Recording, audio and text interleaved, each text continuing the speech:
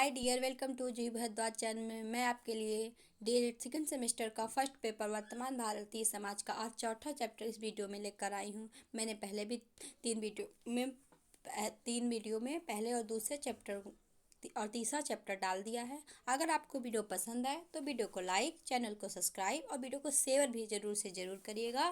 Thank you so much. आइए, तो chapter का नाम है प्रारंभिक शिक्षा की पृष्ठभूमि। प्राचीन काल गुरुकुल एवं बौद्धकालीन शिक्षा। प्राचीन काल में हम गुरुकुल एवं बौद्धकालीन शिक्षा देखेंगे। मध्यकालीन शिक्षा में हम मुगलकालीन शिक्षा देखेंगे।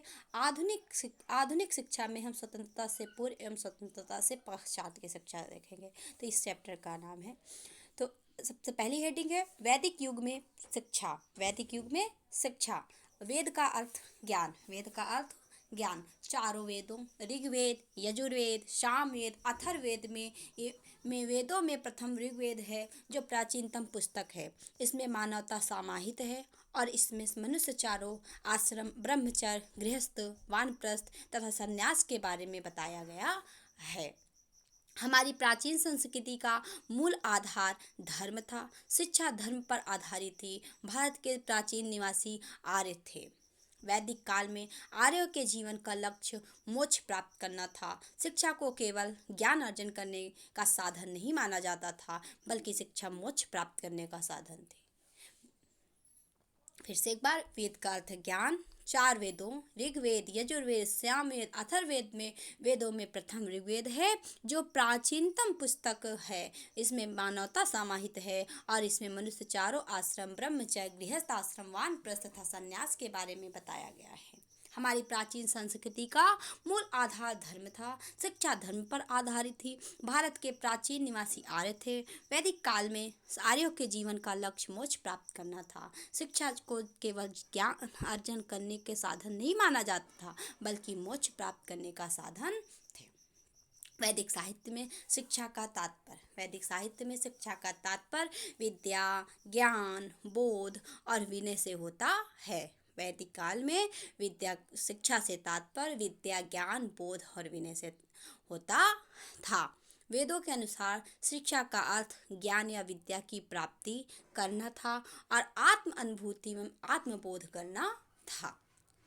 वेदों के अनुसार शिक्षा का अर्थ ज्ञान या विद्या की प्राप्ति करना था और आत्म अनुभूति एवं आत्मबोध करना था। प्राचीन काल या वैदिक काल में शिक्षा की विशेषताएं एवं शिक्षा के उद्देश्य। पेपर में प्राचीन काल में शिक्षा की विशेषताएं भी आ सकता है और वैदिक काल में शिक्षा की विशेषताएं या शिक्षा के उद्देश्य पूछ सकता है। तो सबसे पहला उद्देश्य क्या होता था? मोक्ष प्राप्त करना। उस समय शिक्षा धर्म के लिए तथा धर्म एक अंग था। उस समय शिक्षा धर्म के लिए था धर्म एक अंग थी। शिक्षा धर्म के लिए एक अंग थी। शिक्षा मोक्ष प्राप्त करने या आत्मभूति साधन थी। वही जीवन का परम लक्ष्य, जिसे मुक्ति कहा जाता था। संस्कृति का उद्देश्य। मनुष्य वैदिक साहित्य तथा आध्यात्मिक रूप से रहस्यों की खोज करते रहते थे और ज्ञान की अगली पीढ़ी तक ले जाते थे। शिक्षा का यही उद्देश्य था। दूसरा क्या है? संस्कृति का संरक्षण। मनुष्य वैदिक साहित्य तथा आध्यात्मिक रूप से रहस्यों की खोज करते रहते थे और ज्ञान की अगली पीढ़ी तक ले जाते थे। शिक्षा का यही उद्देश्य था। नंबर 3, स्वस्थ चरित्र का विकास। चरित्र ही सब कुछ है। बच्चों को सदाचार के उपदेश दिए जाते थे, जिससे उनके जीवन में ज्ञान की ज्योति जागे, उनकी बुद्धि प्रखर हो और व्यक्तित्व का विकास हो। नंबर 4, सामाजिक कुशलता की प्राप्ति। शिक्षा ऐसी होती थी जो जीवन में उपयोगी हो। बच्चे गुरु के आश्रम में रहकर शिक्षा प्राप्त करते थे और हर प्रकार का शारीरिक श्रम भी करते थे। वर्तमान शिक्षा प्रणाली की विशेषताएं देखिए। धर्म के प्रभाव में कमी आई, क्योंकि सरकार ने शिक्षा संस्थाओं में धार्मिक शिक्षा देने पर रोक लगा दी। नंबर 1, धर्म के प्रभाव में कमी आई क्योंकि सरकार ने धार्मिक शिक्षा देने के पर रोक लगा दी। भारत एक धर्मनिरपेक्ष राज्य है। भारत एक धर्मनिरपेक्ष है। नंबर 2, बच्चों का नैतिक पतन हो रहा है। हर क्षेत्र में भ्रष्टाचार का बोलबाला है। चरित्र निर्माण ही शिक्षा पर बल दिया जाए। बच्चों का नैतिक पतन हो रहा है, हर क्षेत्र में भ्रष्टाचार का बोलबाला है, चरित्र निर्माण ही शिक्षा पर बल दिया जाए। नंबर 3, सामाजिक कुशलता की ओर उदासीनता बढ़ती जा रही है। नंबर 3 था सामाजिक कुशलता की ओर उदासीनता बढ़ती जा रही है। नंबर 4, नागरिकता अपने कर्तव्यों के प्रति उदासीन होते जा रहे हैं। भारत एक प्रजातंत्रवादी देश है। नंबर 5, बच्चे केवल किताबी कीड़े बनकर रह गए हैं। बच्चों के व्यक्तित्व के विकास को कम ध्यान दिया जा रहा है। वर्तमान शिक्षा की विशेषताएं क्या है? धर्म के प्रभाव में कमी आई क्योंकि सरकार ने शिक्षा संस्थाओं में धार्मिक शिक्षा देने पर रोक लगा दी। भारत एक धर्मनिरपेक्ष राज्य है क्योंकि भारत एक धर्मनिरपेक्ष राज्य। नंबर 2, बच्चों का नैतिक पतन हो रहा है, हर क्षेत्र में भ्रष्टाचार का बोलबाला है, चरित्र निर्माण की शिक्षा पर विशेष बल दिया जाए। सामाजिक कुशलता की और उदासीनता बढ़ती जा रही है। नंबर 4, नागरिक अपने कर्तव्यों के प्रति उदासीन होते जा रहे हैं। भारत एक प्रजातंत्रवादी देश है। बच्चे केवल किताबी कीड़े बनकर रह गए। बच्चों के व्यक्तित्व के विकास का कम ध्यान दिया जा रहा है। गुरुकुल शिक्षा प्रणाली देखिए कैसी थी। वैदिक काल में गुरु और शिष्टाचार के बीच मधुर संबंध होते थे। गुरु और शिष्य के बीच मधुर संबंध होते थे। दोनों एक दूसरे को स्नेह प्रेम करते थे। शिष्य गुरु की सेवा करते थे। गुरु वात्सल भाव से शिष्य की देखभाल करके उनके भोजन व आवास का प्रबंध करते थे। जिस प्रकार पिता अपने धन, यश, ज्ञान आदि सब कुछ अपने पुत्रों को सौंप देता है, उसी प्रकार गुरु अपने शिष्य को संपूर्ण तप और ज्ञान अर्पित कर देता था। आधुनिक काल में गुरु शिष्य के बीच ऐसे संबंध नहीं रहे। गुरुकुल शिक्षा प्रणाली कैसी थी? वैदिक काल में गुरु और शिष्य के बीच या शिष्टाचार के बीच मधुर संबंध होते थे। दोनों एक दूसरे को स्नेह प्रेम करते थे। शिष्य गुरु की सेवा करते थे। गुरु वात्सल्य भाव से शिष्य की देखभाल उनके भोजन व आवास का प्रबंध करते थे। जिस प्रकार पिता अपना धन, यश, ज्ञान आदि सब कुछ अपने पुत्रों को सौंप देता है, उसी प्रकार गुरु अपने शिष्य को संपूर्ण तप ज्ञान अर्पित कर देता था। आधुनिक काल में गुरु शिष्य के बीच ऐसे संबंध नहीं रहे। बौद्धकालीन शिक्षा। वैदिक काल के बाद बौद्ध काल का उद्भव हुआ। वैदिक काल खत्म हुआ, बौद्ध काल आया, तो वैदिक काल के बाद बौद्ध काल का उद्भव हुआ। बौद्ध काल के प्रवर्तक महात्मा गौतम बुद्ध थे। बौद्ध काल के प्रवर्तक महात्मा गौतम बुद्ध थे। ईसा पूर्व 6 शताब्दी से बौद्ध धर्म का प्रारंभ माना जाता है। बौद्धकालीन शिक्षा का आरंभ 6 या 8 वर्ष से ईसा वर्ष से माना जाता है। बौद्धकालीन शिक्षा का आरंभ 6 या 8 वर्ष से माना जाता था। शिक्षा का मूल केंद्र मठ हुआ करते थे। उनमें प्रवेश करने से पहले बच्चे को प्रवज्जा संस्कार किया जाता था, जिसमें बच्चे अपना सिर बाल मुंडाता, पीले वस्त्र धारण करके शिक्षा ग्रहण करने जाता था। गुरु से प्रार्थना करता था। प्रार्थना स्वीकार हो जाने के बाद शरणात्रयी का अनुसरण करता था। बुद्धं शरणं गच्छामि, धम्म शरणं गच्छामि, संघ शरणं गच्छामि। फिर से एक बार देखिए, बौद्धकालीन शिक्षा का आरंभ 6 या 8 वर्ष से मतलब वैदिक काल के बाद 6 या 8 वर्ष से माना जाता था। शिक्षा का मूल केंद्र मठ हुआ करता था। जब कोई पूछे बौद्धकालीन में शिक्षा का मुख्य, तो मठ हुआ करता था। शिक्षा का मूल केंद्र मठ हुआ करता था। वैदिक काल में आश्रम हुआ करते थे और ऐसे ही बौद्धकालीन में मठ हुआ करते थे। उसमें प्रवेश करने से पहले बच्चे को प्रवज्जा संस्कार किया जाता था, जिसमें बच्चे प्रवज्जा संस्कार का मतलब जिसमें बच्चे अपने सिर के बाल मुंडाता, पीले वस्त्र धारण करके शिक्षा ग्रहण करने जाता था। गुरु से प्रार्थना करता था। प्रार्थना स्वीकार हो जाने के बाद शरण त्रयी का अनुसरण करता था। बुद्धं शरणं गच्छामि, धम्म शरणं गच्छामि, संघ शरणं गच्छामि। बुद्धं शरणं गच्छामि, धम्म शरणं गच्छामि, संघ शरणं गच्छामि। प्रवज्जा संस्कार के बाद बच्चे श्रवण, सामने या सिद्ध विहारक कहे जाते थे। बच्चों की 6 माह तक सिद्ध वस्तु बाल पोथी पढ़नी पड़ती थी। बच्चों के 6 माह तक सिद्ध वस्तु बाल पोथी पढ़नी पड़ती थी। बच्चों को 6 माह तक सिद्ध वस्तु बाल पोथी पढ़नी पड़ती थी, जिसमें वर्णमाला के 49 अक्षर थे। इसको समाप्त करने के बाद बच्चे 5 विधाओं का ज्ञान प्राप्त करते थे। एक बार फिर से देखिए, प्रवज्जा संस्कार के बाद बच्चे श्रवण सामने या सिद्ध व्यवहारक कहे जाते थे। ये बच्चों की 6 माह तक सिद्ध वस्तु बाल पोथी पढ़नी पड़ती थी, जिसमें वर्णमाला के 49 अक्षर थे। इसको समाप्त करने के बाद बच्चे 5 विधाओं का ज्ञान प्राप्त करते थे। नंबर 5 विधाएं क्या थी? शब्द विद्या। सबसे पहला क्या था? शब्द विद्या। सबसे पहला शब्द विद्या। दूसरा शिल्प स्थान विद्या। सबसे पहले शब्द विद्या मतलब अक्षरों को सीखना, फिर शिल्प स्थान विद्या, दूसरा शिल्प स्थान विद्या, तीसरा चिकित्सा विद्या, चौथा हेतु विद्या, पांचवा अध्यात्म विद्या। शब्द विद्या, शिल्प स्थान विद्या, चिकित्सा विद्या, हेतु विद्या, अध्यात्म विद्या। शब्द विद्या नंबर 1, शब्द विद्या, शिल्प स्थान विद्या नंबर 2, नंबर 3 चिकित्सा विद्या, नंबर 4 हेतु विद्या, अध्यात्म विद्या। प्राथमिक शिक्षा 12 वर्ष तक चलती थी। 12 से 20 वर्ष की आयु में उपसंपदा संस्कार होता था। प्राथमिक शिक्षा 12 वर्ष तक चलती थी और 12 से 20 वर्ष की आयु में उपसंपदा संस्कार होता था। 9 भिक्षु 10 नियमों का पालन संकल्प लेते हैं। जीव हत्या ना करना। आज भी जो बौद्ध धर्म को अपनाता है उनके लिए होता है जीव हत्या ना करना। सबसे पहला होता है जीव हत्या ना करना।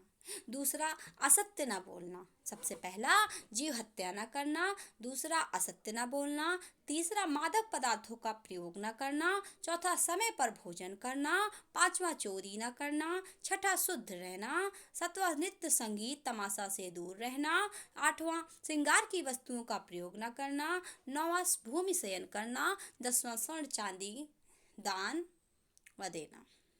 स्वर्ण चांदी दान देना ना देना। स्वर्ण चांदी दान व देना।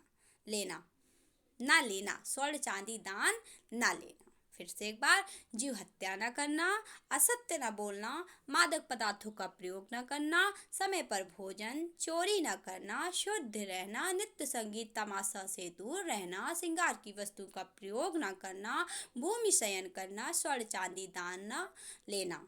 एक बार फिर से देखिए क्या नियम होते थे। जीव हत्या न करना, असत्य न बोलना, मादक पदार्थों का प्रयोग न करना, समय पर भोजन करना, चोरी न करना, शुद्ध रहना, नृत्य संगीत तमाशा से दूर रहना, श्रृंगार की वस्तुओं का प्रयोग न करना, भूमि शयन करना, सोने चांदी का दान न लेना। 12 साल का एक शिक्षण सब होता था। 12 साल का शिक्षण सत्र होता था। शिक्षण कार्य मठों में होता था। 12 मास का एक शिक्षण सत्र होता था। शिक्षण कार्य मठों में होता था।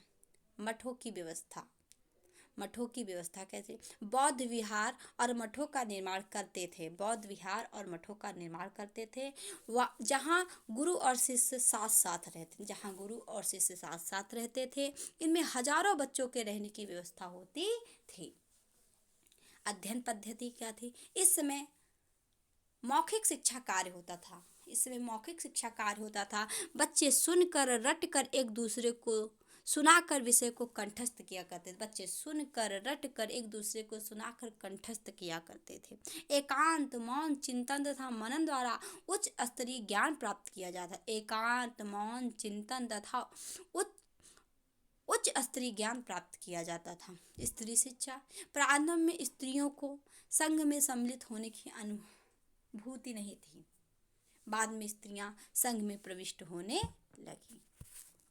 अध्ययन का विषय। शिक्षा में बौद्ध शिक्षा की प्रधानता थी और संस्कृत साहित्य, न्याय शास्त्र, चिकित्सा शास्त्र, दर्शन शास्त्र, धर्मशास्त्र आदि की विद्या दी जाती थी। यही नहीं था कि सिर्फ बौद्ध शिक्षा दी जाती, नहीं, शिक्षा में बौद्ध शिक्षा की प्रधानता थी और संस्कृत साहित्य, न्याय शास्त्र, चिकित्सा शास्त्र, दर्शन शास्त्र, धर्मशास्त्र आदि की विद्या दी जाती थी। शिक्षा का माध्यम। बौद्धकालीन पाली लोक भाषा के माध्यम दी जाती थी। शिक्षा का माध्यम बौद्धकालीन में पाली लोक भाषा के माध्यम में, जब बौद्धकालीन में भाषा पूछी जाए तो पाली भाषा, लोगों की लोक भाषा क्या थी, पाली लोक भाषा के माध्यम से दी जाती थी। बौद्धकालीन शिक्षा की वर्तमान शिक्षा प्रणाली। अब आज के समय में सामान्य स्कूलों में शिक्षा दी जाती है। अब स्त्रियों को उच्च शिक्षा दी जाती है। पहले था कि चलो ठीक है हो जाता, नहीं, अब स्त्रियों को उच्च शिक्षा दी जाती है। प्राविधिक और वैज्ञानिक शिक्षा बौद्ध शिक्षा प्रणाली की देन है। प्राविधिक और वैज्ञानिक शिक्षा बौद्ध शिक्षा प्रणाली की देन है। नंबर 4, अब शिक्षा की सभी धर्मों, वर्गों और जातियों के बच्चों को दी जाती। अब शिक्षा सभी धर्मों, वर्गों और जातियों के बच्चों को दी जाती है। अब सार्वजनिक रूप से अधिक प्राथमिक का आयोजन किया जाता है। अब सार्वजनिक रूप से अधिक प्राथमिक शिक्षा का आयोजन किया जाता है। फिर से बौद्धकालीन शिक्षा की वर्तमान शिक्षा प्रणाली देखिए। आज के समय में सामान्य स्कूलों में शिक्षा दी जाती है। अब स्त्रियों को उच्च शिक्षा दी जाती है। प्राविधिक और वैज्ञानिक शिक्षा बौद्ध शिक्षा प्रणाली की देन है। अब शिक्षा भी सभी धर्मों, वर्गों और जातियों को बच्चों को भी दी जाती है। अब सार्वजनिक रूप से अधिक प्राथमिक शिक्षा का आयोजन किया जाता है। बौद्धकालीन शिक्षा के प्रमुख केंद्र, एक नंबर के क्वेश्चन आ सकते हैं। नालंदा विश्वविद्यालय कहाँ है? बिहार में। नालंदा विश्वविद्यालय बिहार। नालंदा विश्वविद्यालय बिहार। तक्षशिला विश्वविद्यालय पाकिस्तान। तक्षशिला पाकिस्तान। तक्षशिला विश्वविद्यालय पाकिस्तान। विक्रमशिला विश्वविद्यालय भागलपुर। विक्रमशिला विश्वविद्यालय भागलपुर बिहार। वल्लभी विश्वविद्यालय गुजरात। मिथिला विश्वविद्यालय बिहार। मिथिला विश्वविद्यालय बिहार है। वल्लभी विश्वविद्यालय गुजरात है। विक्रमशिला विश्वविद्यालय भागलपुर बिहार है। तक्षशिला विश्वविद्यालय पाकिस्तान है। नालंदा विश्वविद्यालय बिहार है। फिर से देखिए, नालंदा विश्वविद्यालय बिहार है। तक्षशिला विश्वविद्यालय पाकिस्तान है। विक्रमशिला विश्वविद्यालय भागलपुर बिहार है। वल्लभी विश्वविद्यालय गुजरात में है। मिथिला विश्वविद्यालय बिहार में है। अब चलिए देखते हैं मध्यकालीन या मुगलकालीन शिक्षा। इस्लाम धर्म की स्थापना हजरत मोहम्मद साहब ने की थी। इस्लाम धर्म की स्थापना हजरत मोहम्मद साहब ने की थी। इतिहासकारों ने 1200 से 17 ईस्वी तक काल कहा। 1200 से 1700 ईस्वी तक के काल कहा है। प्राचीन काल से भारत विदेशी शासकों के आकर्षण का केंद्र रहा। प्राचीन काल से भारत विदेशी शासकों के आकर्षण का केंद्र रहा था। सबसे पहले भारत पर महमूद गजनवी ने 1000 से 1026 तक भारत पर कुल 17 बार आक्रमण किया। 12वीं शताब्दी में मोहम्मद गोरी ने भारत पर आक्रमण किया और पृथ्वीराज चौहान जयचंद्र को पराजित कर पृथ्वीराज चौहान एवं जयचंद्र को पराजित कर भारत में मुस्लिम शासन की नींव डाली।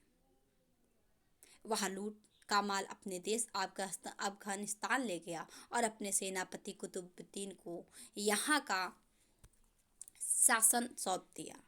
यहाँ से भारत में मुस्लिम शासन की शुरुआत हुई। फिर से एक बार देखिए, इस्लाम धर्म की स्थापना हजरत मोहम्मद साहब ने की थी। इतिहासकारों ने 1200 से 1700 तक के काल कहा है कि 1200 से 1700 वर्ष तक जो समय था वो मुगलकालीन का समय था। प्राचीन काल से भारत विदेशी शासकों के आकर्षण का केंद्र रहा था। सबसे पहले भारत पर महमूद गजनवी ने 1000 से 1026 ईस्वी तक भारत पर कुल 17 बार आक्रमण किया। 12वीं शताब्दी में मोहम्मद गोरी ने भारत पर आक्रमण किया और पृथ्वीराज चौहान जयचंद्र को पराजित कर भारत में मुगल शासन की नींव डाली। वह लूट का माल अपने देश अफगानिस्तान ले गया और अपने सेनापति कुतुबुद्दीन को यहाँ का शासन सौंप दिया। यहाँ से भारत में मुस्लिम शासन की शुरुआत हुई। मध्यकालीन या मुगलकालीन शिक्षा की विशेषताएं क्या थी? ज्ञान का प्रचार। सबसे पहला था ज्ञान का प्रचार। मोहम्मद साहब कहते थे कि ज्ञान अमृत है, किसी को से सोना देने से अच्छा है शिक्षा देना, क्योंकि इससे ज्ञान की उन्नति होती है, जिससे इस्लाम धर्म का प्रचार उन्नति होगी। फिर से देखिए, ज्ञान का प्रचार। मोहम्मद साहब कहते थे कि ज्ञान अमृत है, किसी को सोना देने से अच्छा शिक्षा देना है, क्योंकि इसमें ज्ञान की उन्नति होती है, जिससे इस्लाम धर्म का प्रचार व उन्नति होगी। नंबर 2, मुसलमान भारत में न केवल संपत्ति लूटने आए थे, बल्कि शासन करने और इस्लाम धर्म का प्रचार करने आए थे। मोहम्मद साहब का उपदेश यह है, धर्म प्रचार एक परम कर्तव्य है और इसे सवाब या पुण्य का कार्य मानते हैं। मुसलमान भारत में न केवल संपत्ति लूटने आए थे, बल्कि शासन करने और इस्लाम धर्म का प्रचार करने आए थे। मोहम्मद साहब का उपदेश है, धर्म प्रचार का एक परम कर्तव्य है, धर्म प्रचार एक परम कर्तव्य है और इसे सवाब पुण्य का कार्य मानते हैं। तो आज ये जो चौथा चैप्टर है वो बहुत ही बड़ा है, इसलिए मैं इसको 2 वीडियो में बनाऊंगी। ये वीडियो समाप्त होता है। अगर आपको वीडियो पसंद आए तो वीडियो को लाइक, शेयर और चैनल को सब्सक्राइब जरूर करिएगा। Thank you.